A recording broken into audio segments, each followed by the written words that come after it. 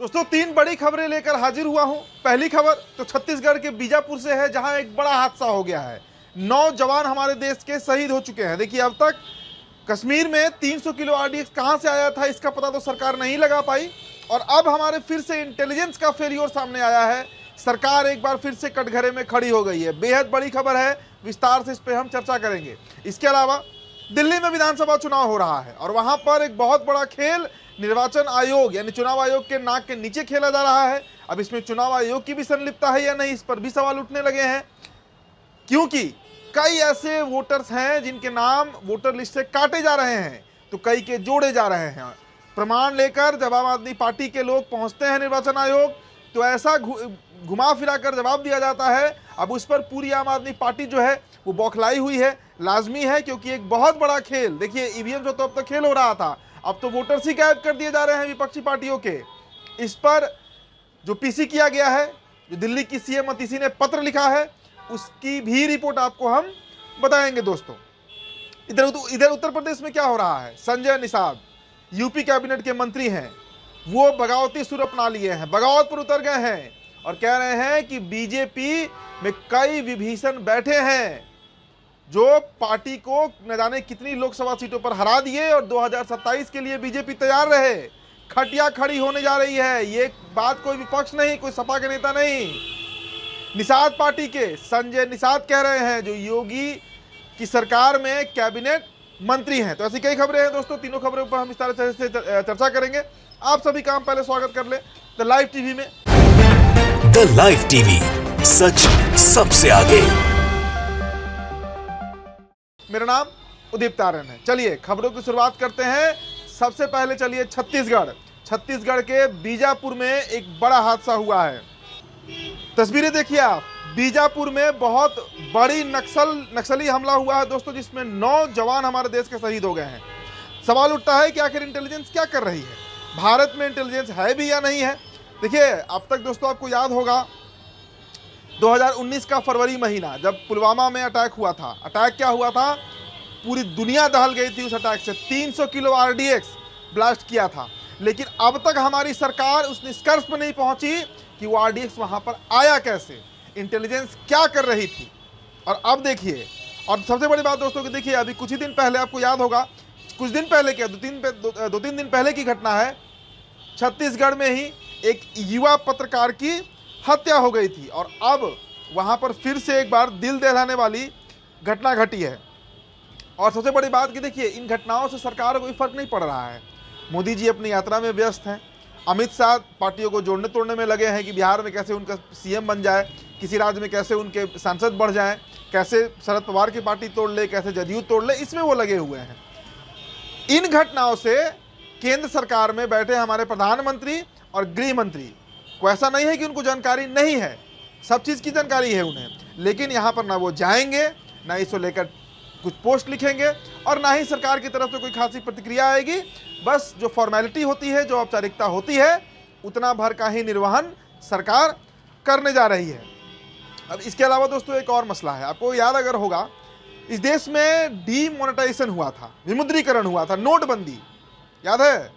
अब आप बताइए कि नोटबंदी के समय हमारे पीएम साहब क्या कहते थे कि आतंकवाद की रीढ़ की हड्डी हम तोड़ देंगे, इस देश से आतंकवाद नोटबंदी के माध्यम से खत्म कर देंगे। भाई, नोटबंदी को बीते हुए भी अब 10 साल होने जा रहा है। 2015 में ही हुआ था जहां तक मुझे याद है, 8 नवंबर 2015 को ये नोटबंदी कराया गया था। 2025 आ गया साहब।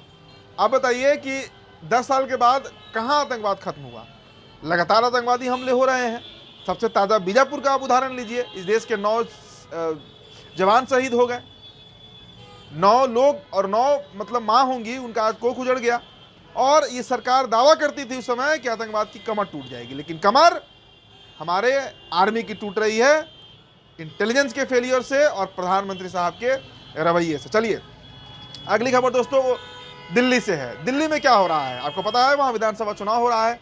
ऐसे ही काफ़ी वहाँ पर बवाल मचा हुआ है, कई तरह के मामले को लेकर, बिधुरी वाला मामला आप लगातार देख रहे हैं। अब देखिए, आपको दोस्तों हम संजय सिंह का एक बयान भी सुनवाएंगे, लेकिन उससे पहले जरा सा आपको दोस्तों हम जो वहाँ की सीएम हैं अतिशी, उन्होंने वोटर लिस्ट में नाम जोड़ने और काटने को लेकर निर्वाचन आयोग को एक पत्र लिखा है। नई दिल्ली विधानसभा में वोटों की गड़बड़ी को लेकर चिंता जताई गई है। अब स्क्रीन पर देखिए दोस्तों, पत्र जो है ये दिल्ली की मुख्यमंत्री जो है अतिशी, उन्होंने खुद लिखा है और कई ऐसे वोटर्स हैं जिनके बारे में ये बातें, मतलब उनके नाम के साथ पूरा ब्यौरा लिखा गया है और कहा गया है कि इन नामों का वेरिफिकेशन हो। ये वो लोग हैं जो दावा कर रहे हैं कि इन्होंने कहीं भी नाम कटने का एप्लीकेशन नहीं दिया है, लेकिन इनके नामों को वहां के वोटर लिस्ट से काट दिया गया है, मतलब ये वोट अब नहीं दे सकते हैं, जबरदस्ती इनके नामों को काटा गया है। तो इस पर निर्वाचन आयोग सख्त हो, जांच करे और पुनः ऐसे हजारों लाखों की संख्या में लोग हो सकते हैं पूरे दिल्ली में जिनके नामों को जबरदस्ती उड़ा दिया गया है, काट दिया गया है। अब दोस्तों आपको हम एक वीडियो दिखाते हैं। वीडियो क्या, संजय सिंह का गुस्सा दिखाते हैं।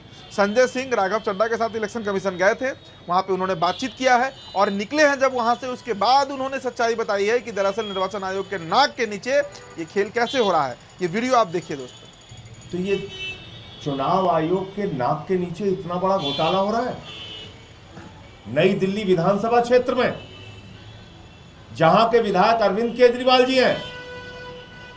और क्या ये बात केंद्रीय चुनाव आयोग को नहीं दिख रही है? क्या ये बात सीईओ को नहीं दिख रही है? क्या ये बात जो यहां के जिला निर्वाचन अधिकारी हैं, डीएम जो हैं, उनको नहीं दिख रही है? मैं वहां बातचीत करने भी गया था, राघव जी भी साथ में थे उस समय। उनके जो जवाब थे वो बड़े हैरान करने वाले थे। कह रहे थे साहब, जिन लोगों ने नाम कटवाने के लिए एप्लीकेशन दी है, हम उनका नाम उजागर नहीं कर सकते।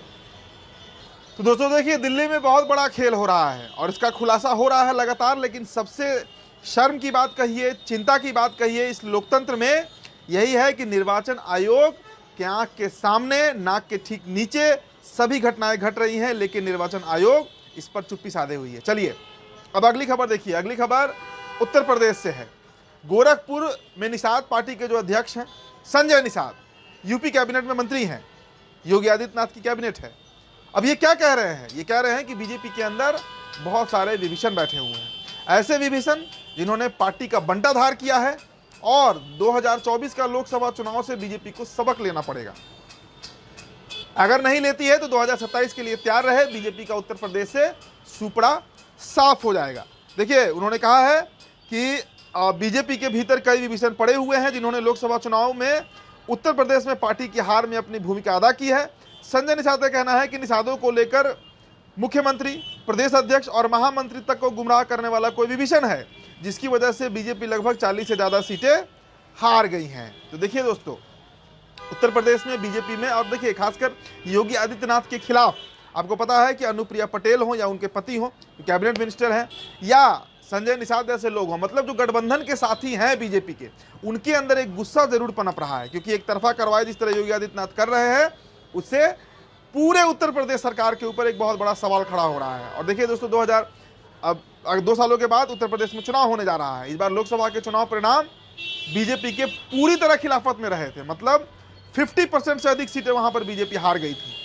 पिछले बार से बहुत बड़ा नुकसान बीजेपी को उठाना पड़ा। और अब अगर संजय निषाद बगावती होते हैं या फिर अनुप्रिया पटेल हो, ये लोग अगर बगावती होते हो, तो बीजेपी के लिए बहुत बड़ी संकट उत्तर प्रदेश में खड़ी होने जा रही है। तो वो विभीषण कौन है जिसकी तरफ संजय निषाद इशारा कर रहे हैं? फिलहाल दोस्तों रिपोर्ट में इतना ही। बहुत बहुत शुक्रिया।